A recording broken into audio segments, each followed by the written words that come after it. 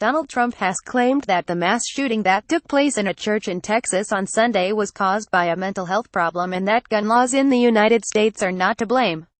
At least 26 people were killed after a gunman, since named as 26-year-old Devin Patrick Kelly, opened fire on churchgoers during a service at Sutherland Springs in Texas on Sunday morning.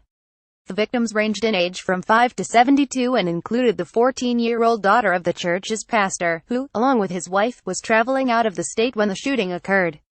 Several others were injured. Asked whether gun control measures were the answer to the latest mass shooting in the United States, Donald Trump, who is currently in Japan meeting with Prime Minister Hang-Seo Abe, said mental health is your problem here.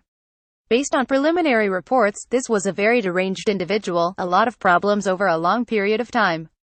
Trump says he believes the Texas shooting was caused by a mental health problem, not an issue with U.S. gun laws. https://co6pr3new9ui.pic.twitter.cock1miskvo96q CNN at CNN November 6, 2017. We have a lot of mental health problems in our country, as do other countries, but this isn't guns situation. I mean, we could go into it, it's a little bit soon to go into it, but fortunately somebody else had a gun that was shooting in the opposite direction, otherwise it wouldn't have been as bad as it was, it would have been much worse.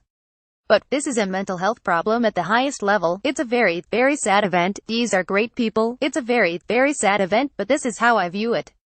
Earlier in the news conference, Trump described the shooting as an act of evil and sympathized with the families of the victims. This act of evil occurred as the victims and their families were in their place of sacred worship, he said.